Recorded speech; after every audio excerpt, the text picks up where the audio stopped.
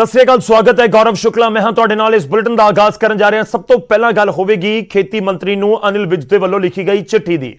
हरियाणा के गृह मंत्री अनिल विज दे वल्लों एक चिट्ठी लिखी गई है। खेतीबाड़ी मंत्री नूं किसानां दे नाल मुड़ गलबात शुरू करन दी अपील की गई है।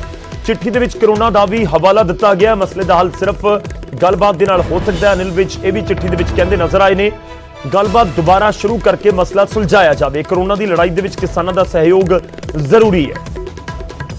2 दिन पहला खबर आई सी कि अनिल विज दे वल्लों चिट्ठी लिखी जाएगी ते हुण चिट्ठी लिखी गई है। खेतीबाड़ी मंत्री नूं अनिल विज दे वल्लों ते इस चिट्ठी के जरिए अपील कर रहे हैं कि एक बार मुड़ तो गलबात के सिलसिले में शुरू किया जाए जो किसानां अते केंद्र के विचाले रुकिया होया है। तो दस दिए कि 22 जनवरी तो बाद कोई भी मीटिंग नहीं हुई है किसानां ते सरकार के विचाले ते करीब 3 महीनों का समय हुण होण नूं आया है कि गलबात हुई ही नहीं, कोई मीटिंग हुई ही नहीं।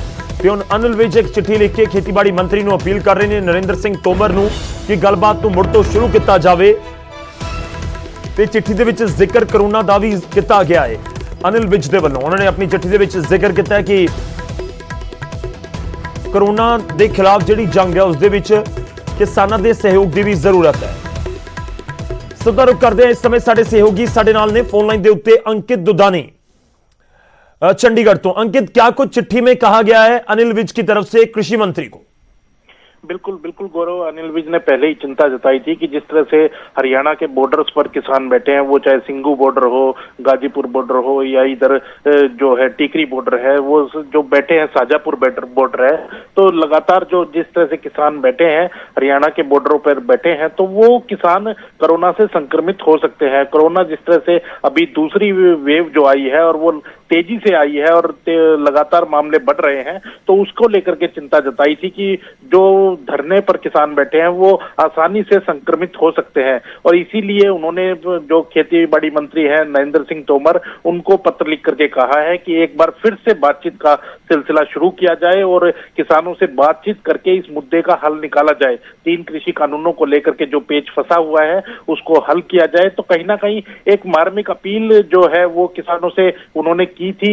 जो अनिल विज है गृह एवं स्वास्थ्य मंत्री हैं, इसलिए भी उन्होंने एक अपील भी की थी किसानों से कि, लेकिन अब नरेंद्र सिंह तोमर से भी उन्होंने अपील की है और वो बातचीत दोबारा शुरू करने की, पहल करने की एक बार अपील की है। अब देखना होगा कि नरेंद्र सिंह तोमर के ऊपर इसका क्या प्रभाव पड़ता है, क्योंकि लगातार अब 3 महीने हो चुके हैं जब किसानों के साथ कोई बातचीत नहीं हुई है और किसानों के साथ बातचीत नहीं हो रही है। लगातार अब संयुक्त किसान मोर्चा है वो अपने प्रोग्रामों का ऐलान करता है, प्रोग्राम भी करता है, उसके बावजूद भी अभी तक सरकार के जो कहा जाए कि कान पर कोई जू नहीं रेंग रही है। तो अब जो अनिल विज हैं उन्होंने एक जरूर इनिशिएटिव लिया है और अब वो उनका जो इनिशिएटिव है वो देखते हैं कितना कारगर सिद्ध होता है। जी अंकित, एक और चीज जानना चाहता हूं, क्योंकि किसान कहते हैं कि हम बातचीत के लिए तैयार हैं, सरकार कहती है कि हम बातचीत के लिए तैयार हैं, तो अब पहल कौन करेगा, यही एक बड़ा सवाल है।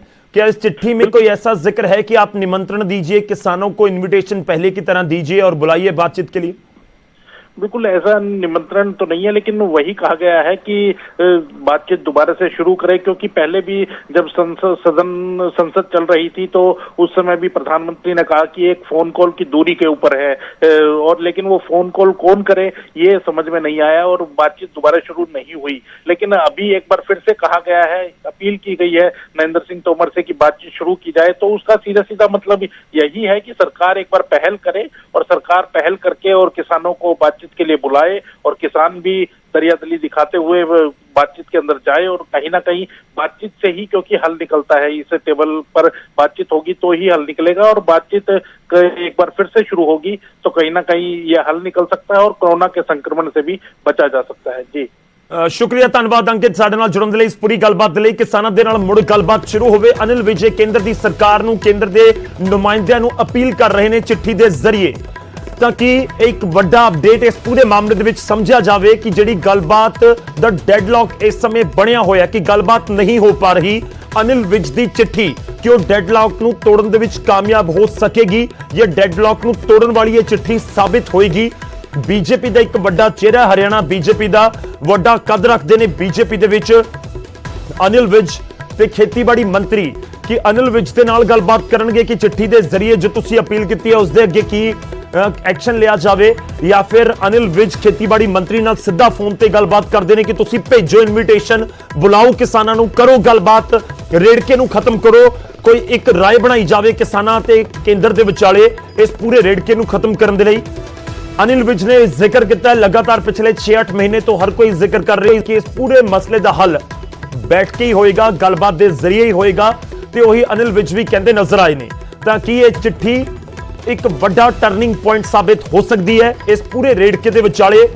ਅਨਿਲ ਵਿਜ ਦੇ ਵੱਲੋਂ ਲਿਖੀ ਗਈ ਚਿੱਠੀ ਦੇ ਉੱਤੇ ਹੁਣ ਕੇਂਦਰ ਦੀ ਸਰਕਾਰ, ਉਸਦੇ ਨੁਮਾਇੰਦੇ, ਖੇਤੀਬਾੜੀ ਮੰਤਰੀ ਕੀ ਐਕਸ਼ਨ ਲੈਂਦੇ ਨੇ ਜਾਂ ਕਿਸ ਤਰੀਕੇ ਨਾਲ ਇਸ ਚਿੱਠੀ ਨੂੰ ਲੈ ਕੇ ਅੱਗੇ ਕਦਮ ਚੁੱਕਦੇ ਨੇ, ਉਸ ਦੇ ਉੱਤੇ ਨਜ਼ਰ ਰਹੇਗੀ। ਪਰ ਕਿਸਾਨੀ ਅੰਦੋਲਨ ਦੇ ਵਿਚਾਲੇ ਬੀਜੇਪੀ ਦੇ ਇੱਕ ਵੱਡੇ ਲੀਡਰ ਦੇ ਵੱਲੋਂ ਲਿਖੀ ਗਈ ਚਿੱਠੀ ਅਹਿਮ ਜ਼ਰੂਰ ਸਮਝੀ ਜਾ ਸਕਦੀ ਹੈ।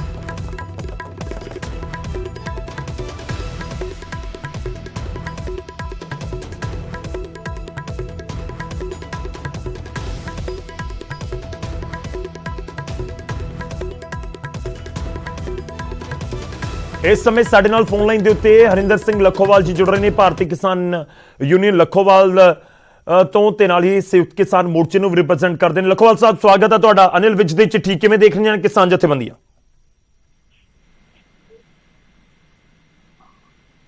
ਹਾਂਜੀ ਹਾਂਜੀ ਲੱਖੋਵਾਲ ਸਾਹਿਬ, ਆਵਾਜ਼ ਆ ਰਹੀ ਹੈ ਮੇਰੀ? ਹਾਂਜੀ ਆ ਰਹੀ ਹੈ ਜੀ। ਬਿਲਕੁਲ, ਅਨਿਲ ਵਿਜ ਦੇ ਵੱਲੋਂ ਇੱਕ ਚਿੱਠੀ ਲਿਖੀ ਗਈ ਹੈ ਖੇਤੀਬਾੜੀ ਮੰਤਰੀ ਨੂੰ, ਉਸ ਦੇ ਉੱਤੇ ਤੁਹਾਡਾ ਰਿਐਕਸ਼ਨ ਚਾਹਾਂਗੇ ਕਿ ਟਰਨਿੰਗ ਪੁਆਇੰਟ ਇਹ ਚਿੱਠੀ ਸਾਬਿਤ ਹੋ ਸਕਦੀ ਹੈ? ਗੱਲਬਾਤ ਦਾ ਜੋ ਡੈਡਲੌਕ ਹੈ, ਉਮੀਦ ਕਰੀਏ ਕਿ ਇਹ ਡੈਡਲੌਕ ਨੂੰ ਤੋੜਨ ਵਾਲੀ ਚਿੱਠੀ ਸਾਬਿਤ ਹੋ ਸਕਦੀ ਹੈ। ਚੰਗੀ ਗੱਲ ਹੈ ਜੀ, ਜੇ ਇਹਨਾਂ ਦੇ ਮਿਨਿਸਟਰ ਇਹੋ ਜਿਹੀ ਗੱਲ ਸਾਡੇ ਲਈ ਸੋਚਣ ਲੱਗ ਜਾਣ, ਜੇ ਸਾਰੇ ਸੋਚਣ ਲੱਗ ਜਾਣ ਤਾਂ ਇਹ ਮਸਲਾ ਹੀ ਹੱਲ ਹੋ ਜਾਵੇ। ਪਤਾ ਇਹ ਤਾਂ ਕਹਿੰਦੇ ਵੀ ਪਤਾ ਨਹੀਂ ਇਹ ਕਿਸਾਨ ਥੱਕ ਕੇ ਚਲੇ ਜਾਣਗੇ, ਮੁੜ ਜਾਣਗੇ, ਇਹਨਾਂ ਨੂੰ ਥਕਾ ਦਈਏ ਤੇ ਇਹਨਾਂ ਨੂੰ ਡਰਾ ਧਮਕਾ ਲਈਏ, ਵੱਖਰੇ ਹੋਰ ਚਿੱਠੀਆਂ ਭੇਜ ਦਿੰਦੇ ਆ ਪੰਜਾਬ 'ਚ, ਕਦੇ ਸਿੱਧੀ ਅਦਾਇਗੀ ਕਰ ਦਈਏ ਤੇ ਕਦੇ ਇਹਨਾਂ ਤੋਂ ਫਰਦਾਂ ਲੈ ਲਈਏ। ਇਹੋ ਜਿਹਾ ਕੁਛ ਇਹ ਲੱਗੇ ਹੋਇਆ ਕਰਨ ਜੀ। ਅਣਪ ਤੋਂ ਕੰਮ ਲੈਣਾ ਚਾਹੀਦਾ ਇਹਨਾਂ ਨੂੰ, ਨਹੀਂ ਤਾਂ ਇਹਨਾਂ ਦਾ ਵੱਡਾ ਨੁਕਸਾਨ ਜਿਹੜਾ ਅੱਗੇ ਹੋ ਸਕਦਾ। ਨਹੀਂ, ਗੱਲਬਾਤ ਕਿਵੇਂ ਤੁਰੇਗੀ ਕਿ ਜੇ ਇਨਵੀਟੇਸ਼ਨ ਨਹੀਂ ਆਉਂਦਾ, ਜੇ ਇੱਕ ਵਾਰ ਫਿਰ ਤੋਂ, ਕਿਉਂਕਿ ਜਿਹੜੇ ਖੇਤੀਬਾੜੀ ਮੰਤਰੀ ਨੇ ਉਹ ਇੱਕ ਦਿਨ ਪਹਿਲਾਂ ਵੀ ਜ਼ਿਕਰ ਕਰਕੇ ਗਏ ਨੇ ਕਿ ਅਸੀਂ ਗੱਲਬਾਤ ਦੇ ਲਈ ਤਿਆਰ ਹੈ, ਤੇ ਇਸ ਵਿਚਾਲੇ ਅਨਿਲ ਵਿਜ ਦੀ ਚਿੱਠੀ ਵੀ ਕਿ ਗੱਲਬਾਤ ਵਾਲੇ ਨੂੰ ਪਾਸੇ ਨੂੰ ਅਸੀਂ ਮੁੜ ਤੋਂ ਵੱਧ ਰਹੇ ਹਾਂ। ਲੱਖੋਵਾਲ ਸਾਹਿਬ, ਇਹ ਸਮਝਿਆ ਜਾਵੇ ਇਸ ਨੂੰ? ਅਸੀਂ ਤਾਂ ਗੱਲਬਾਤ ਲਈ ਤਿਆਰ ਹਾਂ ਜੀ। ਅਸੀਂ ਤਾਂ ਸਾਨੂੰ ਸਮਾਂ ਸਥਾਨ ਸਰਕਾਰ ਦਿੰਦੀ ਆ ਜੀ। ਜਿੰਨੀਆਂ ਵੀ ਇੱਥੇ ਮੀਟਿੰਗਾਂ ਹੋਈਆਂ ਨੇ, ਸਰਕਾਰ ਸਾਨੂੰ ਦੱਸਦੀ ਆ, ਚਿੱਠੀ ਲਿਖੇ ਚਾਹੇ ਫੋਨ ਕਰੇ, ਬਈ ਆਹ ਤੁਸੀਂ ਵਿਗਿਆਨ ਭਵਨ 'ਚ ਆ ਜਾਓ, ਆਹ ਟਾਈਮ ਆ, ਤੇ ਅਸੀਂ ਉੱਥੇ ਚਲੇ ਜਾਂਦੇ ਆ ਜੀ। ਹੁਣ ਵੀ ਸਾਨੂੰ ਇਹ ਦੱਸ ਦੇਣਗੇ, ਅਸੀਂ ਜਾਣ ਲਈ ਤਿਆਰ ਹਾਂ, ਜਾਵਾਂਗੇ ਅਸੀਂ। ਨਹੀਂ, ਮੈਂ ਇਹ ਜਾਣਨਾ ਚਾਹ ਰਿਹਾ, ਇਹ ਵੀ ਲੋਕ ਜਾਣਨਾ ਚਾਹੁੰਦੇ ਹੁਣ ਕਿ ਅਨਿਲ ਵਿਜ ਦੀ ਚਿੱਠੀ ਦੇ ਨਾਲ ਤੁਹਾਨੂੰ ਲੱਗਦਾ ਹੈ ਕਿ ਕੋਈ ਅਸਰ ਪੈ ਸਕਦਾ ਹੈ? ਨਹੀਂ, ਸੀਨੀਅਰ ਮੰਤਰੀ ਨੇ ਸਿਆਣਪ ਵਾਲੀ ਗੱਲ ਕੀਤੀ ਆ ਉਹਨਾਂ ਨੇ, ਤੇ ਅਸੀਂ ਤਾਂ ਕਹਿੰਦੇ ਵੀ ਸਾਰੇ ਮੰਤਰੀ ਇਹਨਾਂ ਦੇ ਪ੍ਰੈਸ਼ਰ ਪਾਉਣ, ਹੋਰ ਸਟੇਟਾਂ ਦੇ ਵਿੱਚੋਂ ਵੀ ਜਿੰਨੇ ਵੀ ਇਹਨਾਂ ਦੇ ਮੰਤਰੀ ਆ ਜਾਂ ਐਮਐਲਏ ਆ, ਤੇ ਇਹ ਸਿਆਣਪ ਵਰਤ ਚੁੱਕੇ ਇਹਨੂੰ ਕਰਨ। ਕਿਉਂ? ਅਸੀਂ ਦੇਸ਼ ਦੇ ਲੋਕ ਆ, ਅਸੀਂ ਦੇਸ਼ ਦੇ ਨਾਗਰਿਕ ਆ, ਅਸੀਂ ਸਾਡੀਆਂ ਵੋਟਾਂ ਨਾਲ ਹੀ ਸਰਕਾਰ ਬਣੀ ਹੋਈ ਆ। ਇਸ ਲਈ ਡਿਕਟੇਟਰਸ਼ਿਪ ਵਾਲਾ ਇਹ ਰਾਹ ਛੱਡ ਕੇ ਸਿੱਧੀ ਗੱਲਬਾਤ ਰਾਹੀਂ ਸਾਡੇ ਦਾ ਮਸਲਾ ਹੱਲ ਕਰ ਦੇਣ। ਠੀਕ ਹੈ ਲੱਖੋਵਾਲ ਸਾਹਿਬ, ਇੱਕ ਆਖਰੀ ਸਵਾਲ ਜਾਣਨਾ ਚਾਹੁੰਦਾ, ਤੁਹਾਨੂੰ ਲੱਗਦਾ ਹੈ ਕਿ ਜਿਸ ਤਰੀਕੇ ਨਾਲ ਹਰਿਆਣਾ ਦੇ ਵਿੱਚ ਵਾਲੇ ਪਾਸੇ ਹੀ, ਕਿਉਂਕਿ ਧਰਨਾ ਪ੍ਰਦਰਸ਼ਨ ਹੈ ਇਸ ਸਮੇਂ ਸਿੰਘੂ ਬਾਰਡਰ ਤੇ ਜਾਂ ਫਿਰ ਗਾਜ਼ੀਪੁਰ ਬਾਰਡਰ ਦੇ ਟਿੱਕਰੀ ਬਾਰਡਰ ਦੇ ਉੱਤੇ, ਕਿ ਇੱਕ ਦਬਾਅ ਵੀ ਹੈ ਹਰਿਆਣਾ ਸਰਕਾਰ ਮਹਿਸੂਸ ਕਰ ਰਹੀ ਹੈ, ਇਸ ਕਰਕੇ ਚਿੱਠੀਆਂ ਲਿਖੀਆਂ ਜਾ ਰਹੀਆਂ ਨੇ? ਹਾਂ, ਕਿਉਂਕਿ ਅਸੀਂ ਵਿਰੋਧਤਾ ਦਾ ਇਹਨਾਂ ਦਾ ਕਿਹਾ ਹੀ ਹੋਇਆ। ਅਸੀਂ ਪੰਜਾਬ ਦੇ ਵਿੱਚ ਵੀ ਜਿਵੇਂ ਵਿਰੋਧਤਾ ਕਰਦੇ ਹਾਂ, ਤੇ ਹਰਿਆਣੇ ਵਾਲੇ ਤਾਂ ਸਾਡੇ ਨਾਲ ਬਹੁਤੇ ਤਕੜੇ ਆ ਸਾਡੇ ਵੀਰ, ਉਹ ਤਾਂ ਹੈਲੀਕਾਪਟਰ ਨਹੀਂ ਉਤਰਨ ਦਿੰਦੇ ਸੀਐਮ ਦਾ, ਤੇ ਹੁਣ 14 ਤਰੀਕ ਫਿਰ ਇਹਨਾਂ ਨੇ ਸੀਐਮ ਨੇ ਜਾਣਾ, ਉਹ ਪੂਰੀ ਵਿਰੋਧਤਾ ਕਰਨਗੇ। ਅਸੀਂ ਉਹਨਾਂ ਨੂੰ ਅਪੀਲ ਕੀਤੀ ਆ ਵੀ ਸ਼ਾਂਤਮਈ ਢੰਗ ਨਾਲ ਵਿਰੋਧਤਾ ਕਰਨੀ ਆ, ਕਿਸੇ ਦੇ ਆਪਾਂ ਝੰਡੀਆਂ ਹੀ ਕਾਲੀਆਂ ਦਿਖਾਉਣੀਆਂ ਤੇ ਨਾਅਰੇ ਮਾਰਨੇ ਆ, ਹੋਰ ਅਸੀਂ ਕੁਝ ਨਹੀਂ ਕਰਨਾ। ਇਹ ਉਹਨਾਂ ਨੂੰ ਸਾਰਿਆਂ ਨੂੰ ਅਸੀਂ ਅਪੀਲ ਪੰਜਾਬ 'ਚ ਵੀ ਕੀਤੀ ਆ ਤੇ ਹਰਿਆਣੇ 'ਚ ਵੀ ਕੀਤੀ ਆ, ਤੇ ਵਿਰੋਧਤਾ ਅਸੀਂ ਸਾਰੇ ਦੇਸ਼ 'ਚ ਇਹਨਾਂ ਦੀ ਕਰਾਂਗੇ। ਚਲੋ ਸ਼ੁਕਰੀਆ, ਧੰਨਵਾਦ ਸਾਡੇ ਨਾਲ ਜੁੜਨ ਦੇ ਲਈ, ਇਸ ਪੂਰੀ ਗੱਲਬਾਤ ਦੇ ਲਈ। ਤਾਂ ਹਰਿੰਦਰ ਸਿੰਘ ਲੱਖੋਵਾਲ ਜਨਰਲ ਸਕੱਤਰ ਨੇ ਭਾਰਤੀ ਕਿਸਾਨ ਯੂਨੀਅਨ ਲੱਖੋਵਾਲ ਦੇ, ਤੇ ਉਹਨਾਂ ਦੇ ਵੱਲੋਂ ਇਹ ਜ਼ਿਕਰ ਕੀਤਾ ਜਾ ਰਿਹਾ ਹੈ। ਲੱਖੋਵਾਲ ਕਹਿੰਦੇ ਨੇ ਕਿ ਜਿਸ ਤਰੀਕੇ ਨਾਲ ਇਹ ਚਿੱਠੀ ਲਿਖੀ ਗਈ ਹੈ ਇੱਕ ਪੋਜ਼ਿਟਿਵ ਸਟੈਪ ਹੈ, ਪਰ ਇਸ ਚਿੱਠੀ ਦਾ ਨਤੀਜਾ ਕੀ ਹੋਏਗਾ, ਚਿੱਠੀ ਦੇ ਉੱਤੇ ਖੇਤੀਬਾੜੀ ਮੰਤਰੀ ਕਿਸ ਤਰੀਕੇ ਨਾਲ ਰਿਐਕਟ ਕਰਦੇ ਨੇ, ਕਿ ਇਨਵੀਟੇਸ਼ਨ ਭੇਜ ਦਿੱਤਾ ਜਾਂਦਾ ਹੈ, ਬੀਜੇਪੀ ਦੇ ਆਗੂ ਜੇਕਰ ਅੱਗੇ ਆ ਰਹੇ ਨੇ ਇਸ ਪੂਰੀ ਗੱਲਬਾਤ ਨੂੰ ਮੁੜ ਤੋਂ ਲੀਹਾਂ ਦੇ ਉੱਤੇ ਲਿਆਉਣ ਦੇ ਲਈ, ਤਾਂ ਇਸ ਦਾ ਅਸਰ ਕੀ ਆਉਣ ਵਾਲੇ ਦਿਨਾਂ ਦੇ ਵਿੱਚ ਨਜ਼ਰ ਆ ਸਕਦਾ ਹੈ। ਉਮੀਦ ਕਰੀਏ ਕਿ 22 ਅਪ੍ਰੈਲ ਨੂੰ 3 ਮਹੀਨੇ ਹੋ ਜਾਣਗੇ ਜਦੋਂ ਗੱਲਬਾਤ ਟੁੱਟੀ ਨੂੰ, ਯਾਨੀ ਗੱਲਬਾਤ ਹੋਈ ਨੂੰ 22 ਜਨਵਰੀ 'ਚ ਹੋਈ ਸੀ ਗੱਲਬਾਤ, ਤੇ ਹੁਣ 22 ਅਪ੍ਰੈਲ ਤੋਂ ਪਹਿਲਾਂ ਉਮੀਦ ਕਰੀਏ ਕਿ ਇੱਕ ਵਾਰ ਫਿਰ ਤੋਂ ਗੱਲਬਾਤ ਦੇ ਲਈ ਕਿ ਸੱਦਾ ਆ ਜਾਏਗਾ, ਇੱਕ ਵਾਰ ਫਿਰ ਤੋਂ ਗੱਲਬਾਤ ਸ਼ੁਰੂ ਹੋ ਜਾਏਗੀ। ਇੱਕ ਪੋਜ਼ਿਟਿਵ ਸਟੈਪ ਜ਼ਰੂਰ ਮੰਨ ਰਹੇ ਨੇ ਜਿਹੜੇ ਕਿਸਾਨ ਆਗੂ ਹੈਗੇ ਨੇ ਇਸ ਚਿੱਠੀ।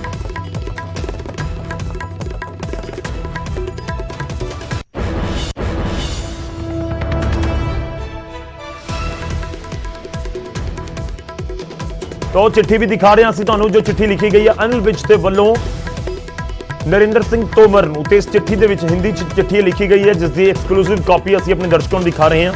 9 ਤਰੀਕ ਨੂੰ ਇਹ ਚਿੱਠੀ ਲਿਖੀ ਗਈ, ਯਾਨੀ ਕਿ ਇੱਕ ਦਿਨ ਪਹਿਲਾਂ ਚਿੱਠੀ ਲਿਖੀ ਜਾ ਚੁੱਕੀ ਸੀ। ਅੱਜ 11 ਤਰੀਕ ਹੋ ਚੁੱਕੀ ਹੈ। ਉਸ ਦੇ ਉੱਤੇ ਤਾਰੀਖ ਜਿਹੜੀ ਮੈਂ ਦੇਖ ਕੇ ਤੁਹਾਨੂੰ ਦੱਸ ਰਿਹਾ 9 ਤਰੀਕ ਲਿਖੀ ਹੋਈ ਹੈ, ਯਾਨੀ ਕਿ ਸ਼ੁੱਕਰਵਾਰ ਨੂੰ ਇਹ ਚਿੱਠੀ ਲਿਖੀ ਗਈ ਹੈ। ਉਮੀਦ ਕਰਦੇ ਹਾਂ ਕਿ ਇਸ ਚਿੱਠੀ ਦੇ ਜ਼ਰੀਏ ਹੀ ਸਹੀ ਹੈ ਟਰਨਿੰਗ ਪੁਆਇੰਟ ਸਾਬਤ ਹੋ ਜਾਵੇ। ਜਿਹੜਾ ਗੱਲਬਾਤ ਦਾ ਪੂਰਾ ਸਿਲਸਿਲਾ ਰੁਕਿਆ ਹੋਇਆ, ਇੱਕ ਡੈਡਲੌਕ ਬਣਿਆ ਹੋਇਆ ਹੈ, ਇਸ ਚਿੱਠੀ ਦੇ ਜ਼ਰੀਏ ਇਸ ਡੈਡਲੌਕ ਨੂੰ ਤੋੜਿਆ ਜਾ ਸਕੇ। ਵੱਡੀ ਖਬਰ ਹੈ ਤੇ ਇਸ ਦੇ ਨਾਲ ਹੀ ਇੱਕ ਉਮੀਦ ਦੀ ਕਿਰਨ ਵੀ ਕਿ ਜੇਕਰ ਬੀਜੇਪੀ ਦਾ ਇੱਕ ਵੱਡਾ ਚਿਹਰਾ ਇਹ ਪਹਿਲ ਕਰ ਰਿਹਾ ਹੈ ਜਾਂ ਕਹੀਏ ਕਿ ਇਹ ਕੋਸ਼ਿਸ਼ ਕਰ ਰਿਹਾ ਹੈ ਸਰਕਾਰ ਤੱਕ ਗੱਲ ਰੱਖਣ ਦੀ, ਕੇਂਦਰ ਦੀ ਸਰਕਾਰ ਦੇ ਨੁਮਾਇੰਦਿਆਂ ਤੱਕ ਇਹ ਗੱਲ ਪਹੁੰਚਾਉਣ ਦੀ ਕਿ ਤੁਸੀਂ ਮੁੜ ਤੋਂ ਗੱਲਬਾਤ ਸ਼ੁਰੂ ਕਰੋ, ਇਸ ਗੱਲਬਾਤ ਨੂੰ ਅੱਗੇ ਵਧਾਓ ਜਿਹੜੀ ਇੱਕ ਵਾਰ ਟੁੱਟੀ ਹੋਈ ਹੈ। 11 ਦੌਰ ਦੀ ਮੀਟਿੰਗ ਦੇ ਵਿੱਚ ਹੱਲ ਨਹੀਂ ਨਿਕਲਿਆ ਸੀ। ਤੇ ਤੁਹਾਨੂੰ ਇਹ ਵੀ ਦੱਸ ਦਈਏ ਕਿ ਚਿੱਠੀ ਦੇ ਵਿੱਚ ਜ਼ਿਕਰ ਅਨਿਲ ਵਿਜ ਨੇ ਇਹ ਵੀ ਕੀਤਾ ਹੈ ਕਿ ਆਖਿਰ ਨੂੰ ਇਹ ਪੂਰਾ ਮਾਮਲਾ ਸੁਲਝੇਗਾ ਤਾਂ ਟੇਬਲ ਦੇ ਉੱਤੇ, ਟੇਬਲ ਟਾਕ ਦੇ ਜ਼ਰੀਏ ਹੀ ਇਹ ਗੱਲਬਾਤ ਫਾਈਨਲ ਹੋਏਗੀ, ਪੂਰੇ ਮੁੱਦੇ ਦਾ ਹੱਲ ਨਿਕਲ ਸਕਦਾ।